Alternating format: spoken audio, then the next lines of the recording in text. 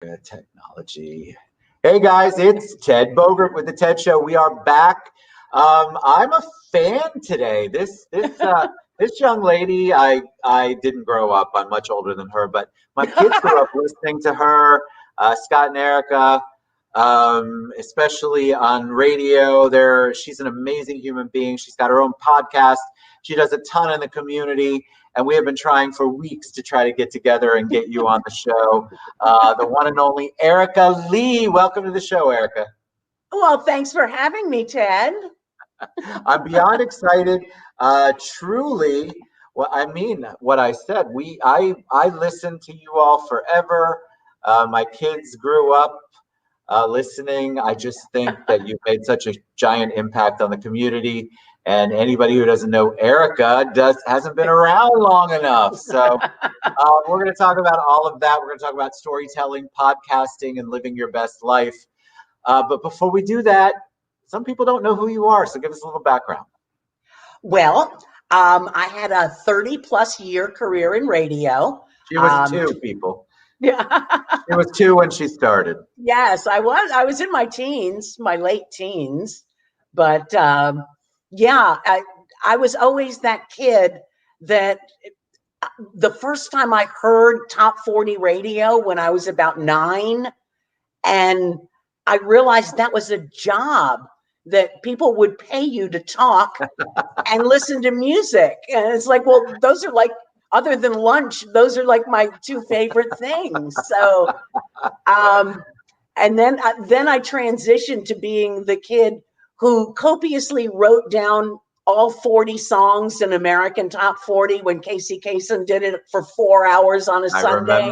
I remember. Yeah, and do chart movement. And so it seemed like radio was destined to be, until I realized it was only guys doing it. They hadn't let women take up the microphone yet. So that's true. You didn't have a lot of what do they call them? Radio disc jockeys. You didn't have a lot of that. They were all men with deep booming voices that would say things like WABC New York. And so, and then when they finally did let the occasional female on, it was, hi, I'm Misty, and you just heard Zeppelin, and coming up, it's the Floyds. And I was like, ew, no, I don't want to do that. Her name had to be Misty, right? You know, yeah, it's Misty. Or Stormy, yeah. Or Stormy. Which could transition to other professional names, but we'll just let that sit. Absolutely, that's for another show, kids. Yeah, but so my first teen jobs were in restaurants, and I really enjoyed that. I thought, well, okay, if the radio thing, if they're not going to let girls in, I'll do that. So I went off to Florida State, yay, Seminoles, and was majoring in hotel and restaurant administration, until all of a sudden a station flipped formats and became a top 40. And they had a real live woman talking like a real live woman on. So I called her and I said, did you really? They're letting you talk on the radio. And she said, yeah, I've been reading the trade magazines, and this, if you've ever wanted to do it, this is the time to. So I went and got my 3rd class license, which was just a little bit of studying. And right before I was about to take the test, they said, you don't have to take the test anymore. So it's like, oh, nice. Okay, so I studied all this for nothing.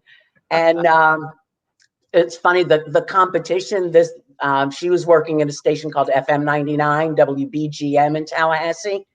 And their competition, Gulf 104, pretty much fired the whole staff and were looking to reload. So I went and applied, and little Erica on the radio was born. What was it like? Was it as dreamy and wonderful and amazing as you thought? Did you have any kind of learning curve when you went in? Because I think people look at this kind of stuff, right? Because we're face to face. You can see all of you can watch me have a cocktail. There's all sorts of things, but that is hidden. All you hear is your voice. Everything has to be done voice. Was it difficult to acclimate to that? No, actually, I had dreamt it for so long that being allowed to do it, it was like an out of body experience for the first couple of weeks and this was back in the day when we played records, kids, those are the things with the holes in the middle, Yes, made of vinyl, and vinyl's now made a comeback. Who knew? it has. It's amazing. I still have some of my vinyl from the Yeah, old me days. too. I never got rid of mine. Yeah. But back in those days, you could pretty much craft your own show. You had to play it was a top 40 station, so you had to play the current songs, if you Over and thought over I and hear over that again. song all the time, it's because we play it all the time. The top 40, the hot hits were every 2 hours. So, but What other was than it that, like? Did you have audience, especially your beginnings, did you have the audience interaction? Had that been built in yet? Were you just so thrilled to be announcing on the radio? What was it that was exciting for you? Which part of it really was attractive to you? actually, the putting the music together, the crafting of a show was the best thing for me, because I was the one that even before I got into radio, I'd go to a party and people would say, Erica, you do the music, because music. So it was just, and now I can get paid for it. Right. And so But and then what was the top 40 then? I mean, I know I'm going to date you, but I love it. well, actually, I just did a podcast. One of the series I do is called 70s Spotlight. And basically, I rip off Casey Kasem. I call it channeling my inner Casey You're Kasem. Can But we use that? I like it. I did the second week in September 1979, which was a reflection of what was in the top 40 the week I started in radio. And the number one song was My Sharona. Love that song. How can you not? The Yeah, Knack. yeah. Pop Music by M, which I Yep. still detest to this day. Um, The yeah, one-hit wonder M. yeah. Was it difficult? I've had a lot of people before who spin records. Is that what we call it? Back in the day, that's what we used to say. But they would have to figure out how to blockade the pop music, especially a song you didn't care for, because you still had to play it whether you liked it or not. Right. You just turn the volume down. So the listeners are hearing it, but you don't have to. So where'd you progress from there? Where did you go? You got your first job. You absolutely loved it. So you knew you were on the right path. And then what starts to happen? Well, after about 2 years, the whole staff pretty much picked up one at a time and went to Panama City Beach, to a station over there called WPFM, the Great 108. And it was, up in the Panhandle, because it's so flat up there. 100,000 watt signal gets you into Alabama and out into the ocean. So, I mean, it's, yeah, it paid, oddly enough, a smaller market paid more.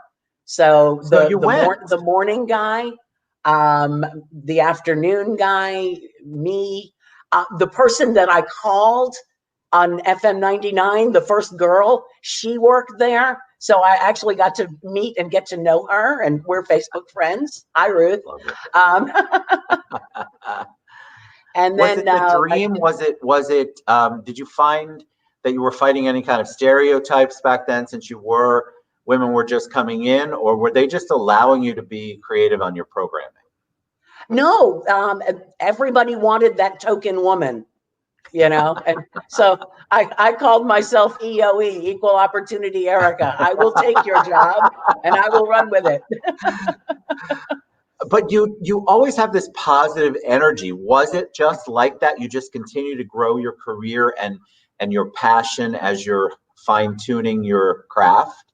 Have you always been that positive spirit? Yeah, I think so. I think, like most radio people and most entertainers, if you can call me an entertainer, suffer greatly from imposter syndrome, where you think, okay, they're letting me do this, but at some point, somebody's going to notice that I don't know how to do this, and I'm just Every muddling day on through. the TED Show, I understand how this works. But see, you've got a huge following, and everybody loves you for your positivity. So Thank you. it's the same sort of thing. And Scott and I, when I got together with Scott in early 1991, there weren't a lot of listeners to the station, so we decided that we were just going to try to make each other laugh, and thus the show was born out of that. It's just trying to crack each other up, and it continued to build and build and build and build until we were big. You were. So was it BJ 105 when you started? No, actually, it had flipped to Mix the It year had. 89. It became Mix. I got there in October of 1990 after 6.5 years in Jacksonville, where What was it like on a partner perspective? Because it's one thing when you get to control, right? You're doing your show, you got your voice, you have your voice for your community. But then when you bring somebody else in, you're sharing the spotlight, which I know isn't a big deal for you, but I feel like that is a different kind of relationship and a different kind of chemistry. well, the weird thing is, a gentleman that I worked with in Jacksonville, a legendary morning show man named Jack Diamond, um, once said, he says he didn't say it this harshly and he didn't mean it the way I took it, but he said something to the effect of, "You're wasting your talent. You should be doing mornings." Because I was just a regular jock telling stories and jokes and, opining about the musical artists and stuff like that. And I thought, I don't ever want to have to get up early in the morning. I'm a night person. My first shift, my first air shift was 6 to midnight. In Panama City, it was 7 to midnight. So I was always the night person, and the thought of getting up early in the morning did not appeal to me at all. But when I got to Orlando, I didn't have a job. I had been downsized in Jacksonville along with half the staff. And so I ended up here with a boy. And I figured, It's always about the boy. yeah, I could collect unemployment here as well as anywhere. And so once that ran out, I thought, well, I better find myself a gig. So I got a job at Metro Traffic, figuring, well, that's a way to get heard at least. So I was vacation fill-in on the traffic network. So I would do, whoever was on vacation, I would do their stations. And that was crazy. That was the most nerve-wracking, crazy job I've ever had. Because in radio, was it about it that was crazy? Because you're having to deal with up to the minute traffic updates and try to distinguish what city and what area you're talking about? Well, there's that. And there's the noise. When you're on the radio, when you turn on the mic, everything else mutes. So it's just your voice in your headphones. With the traffic network, there's scanners going off. There's a person next to you doing their report for their station. It's chaos. It's the only thing that ever gave me hives. I'd find myself, You're getting them now talking about it. Yeah. But from that, I started getting offers for morning show jobs for, the news person or the sidekick.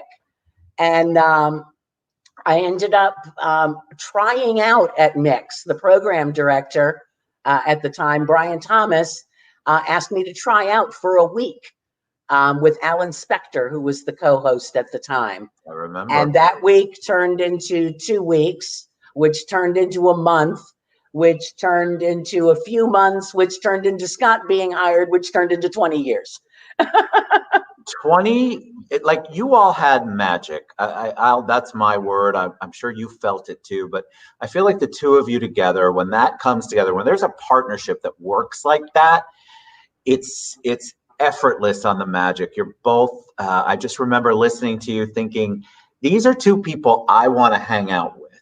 That was and you just were that down to earth, engaging, still loving, supportive, authentic, and still played music. Like the relationship was so symbiotic that I feel like it was magical. Well, that's what was funny. We used to laugh that we conned people into thinking we were doing a show, but that's just how we talk to each other. Right. If you were sitting behind us in a restaurant, you would hear the same exact thing, except for without the music. But that's just how we talked. And then how did that progress? You all were together. How long did you do the show? With Scott for 20 years. Yes, so that's what I thought. I just want to make sure. So 20 years. That's almost unheard of in radio world. Do we still call it radio world? Because a lot of teams, like you've got the whole Howard Stern crew, they've been together since the dawn of time, but you don't have a lot of teams, you don't have a lot of partnerships and friendships and interactions that last that long, because the industry itself is a big turnover industry, and what's hot now isn't hot tomorrow. So what was that like? Why do you think you all were able to last that 20 years? I think because, one, we never took ourselves very seriously. We both realized that we had the best jobs in the world, where we get paid to come to work and laugh and do fun stuff in the community and interview celebrities, and we're rewarded handsomely for it, I should say. Yes. I never took that for granted, or tried not to. Maybe once or twice I did when I was hungry. Well, because you all, you're still, in my mind, you all were you were celebrities in Central Florida. You guys, people know, when you say Scott and Erica, most people who are older than, I don't know, however old, 20, maybe, they're going to know, they're going to go, Scott and Erica, they were on Mix 105. Like, it's just, people know you all, and that's such a testament to the fact that you guys had a real relationship and that you put out so much positivity, I feel like, at a time where sometimes DJs, radio personalities, it wasn't all about being positive.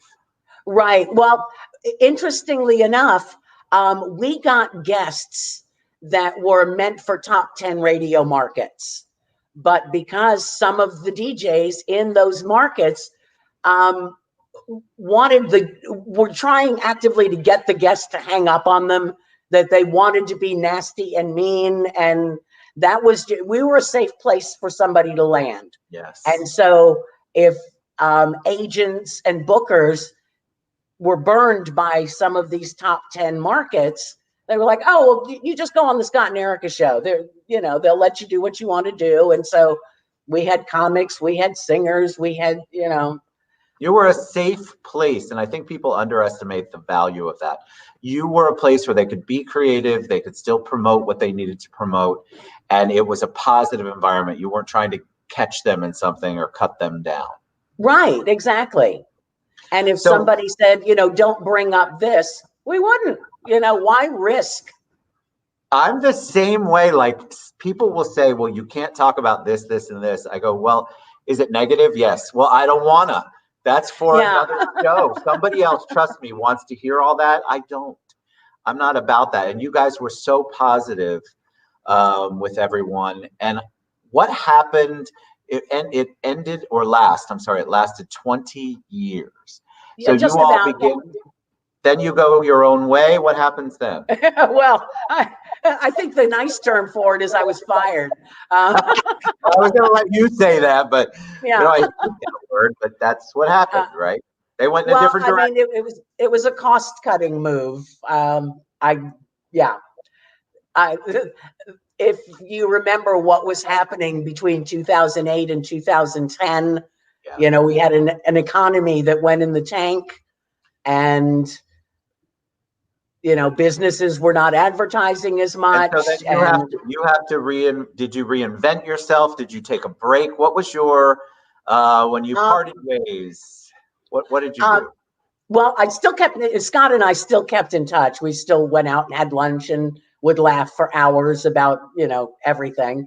It was a couple of years after that, I took a job doing smooth jazz on the new WLOQ, which was run out of the Clear Channel building at the time.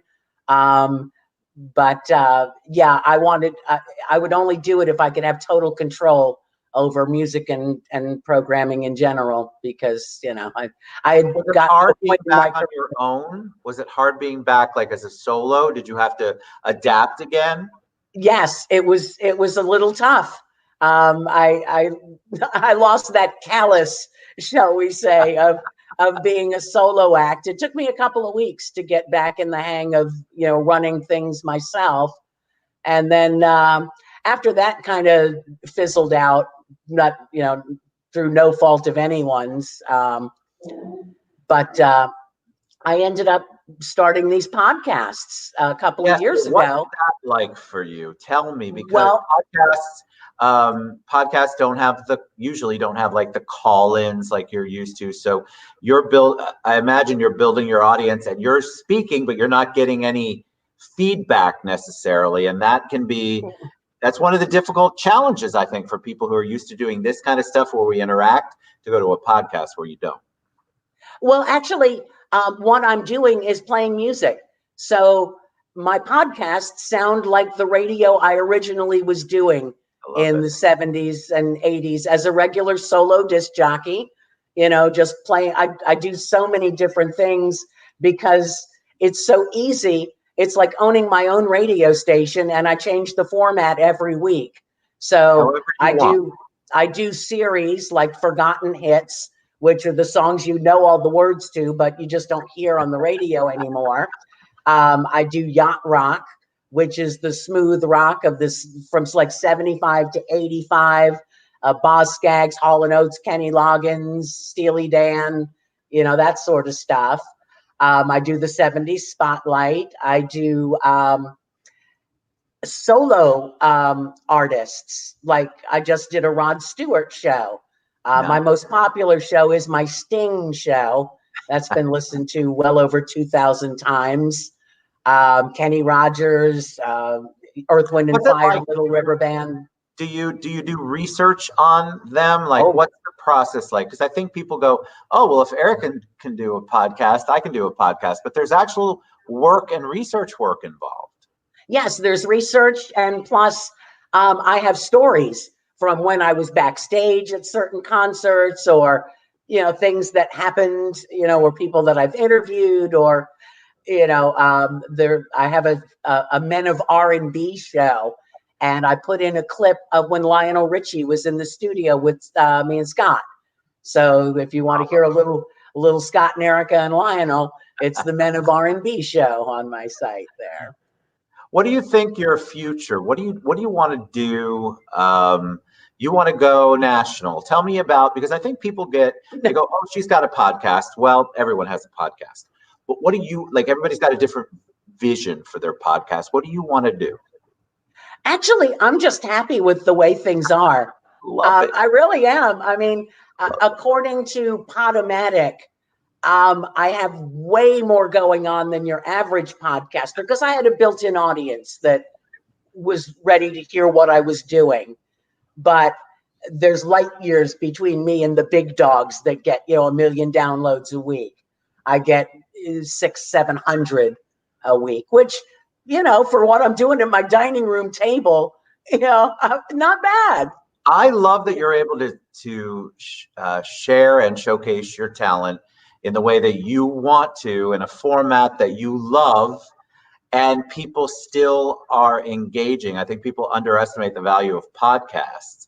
And so I love the fact that you get to story tell and get to, do what you want to do in a way that you've established. You've created it. Nobody said, "Erica, you have to do this, this, this, and this." You've said, "This is what I want to do based on my experience, my knowledge, and my likes and dislikes." And so I love the fact that you get to you're creative, and continue to get to be creative. Yeah, it's just a blast writing and producing these shows. And we mentioned off air, I just got a new laptop, so trying to edit with a new touchpad has been challenging, shall we say. It's taking me about twice as long. I had gotten pretty adept, but it's a learning curve. I'll get there. All right, you're amazing. I'm a big fan. I'm a fan of Erica, and of course I'm a fan of Erica and Scott. But I just think you're amazing. I love what you do in the community. I love that you have continued to work your passion. So tell people, I've got the website scrolling across there. What's the best way if somebody wants to reach out to you, wants to learn more? And then you want to talk about Friends of Orange County Library, correct? Yes. Well, as far as my podcast, you see how I spell my name with a C. Just pop Erica Lee's podcast into your favorite search engine, and like a zillion places that run my shows will pop up. So a lot of them have apps that you can download, and you can play them through your car speakers via Bluetooth, and it's just easy peasy.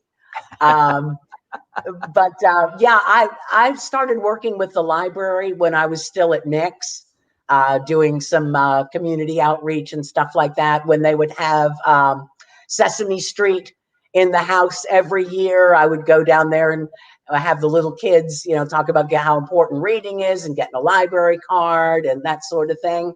And they asked me to join the board of directors of the Friends of the Orange County Library in 2010. And so I've been on the board since. And basically, the Friends of the Library are the cheerleaders. We support the library's programs. The Friends is a nonprofit entity. So we raise funds to support staff outings, scholarships, certain programs. Now everything is via Zoom. And it was amazing how quickly the library transitioned to all of the programs that they had in person to just boom. Okay, we'll do it virtually, no problem. Yeah. So you haven't been to the library. They have an entire media floor. If you haven't been to the library in a long time, the one on Roslyn is the one that I know best. And there's an entire media floor where you can film podcasts, and you can the Melrose Center. Yes, the Melrose Center. It's amazing. It is. And you get to utilize it as a card holder. I don't know why more people don't take advantage of that, but I love the library. I think it does so much for our community, and so I'm excited that you are part of it. Well, we're having a fundraiser, if I could just plug that real quickly. Please. Coming up on, let's see, I wrote down, on November 13th, we're joining up with the amazing Curtis Earth, host of Earth Trivia. He's going to be doing a Zoom show, and people can make a donation, get their team together, and play Earth Trivia and benefit the Friends of the Library at the same time. You can just go to OCLS, Orange County Library System, OCLSfriends.info to get more information. You're a joy, always. I appreciate it. You are. You are.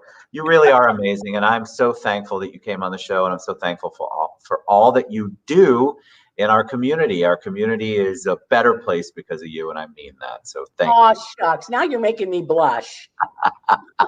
All right. I'll have a cocktail later for that. Erica, you guys reach out to her. Her podcast address is going there, but just like she said, you can plug Erica Lee's podcast into any of your places where you listen, and you will find it. She's amazing. Thank you, Erica. I appreciate you so much. Oh, thanks so much for having me, Ted. I had a blast. We did it. Yeah. We did it. All right, guys. We'll see you back later. Reach out to Erica. She's amazing. You guys.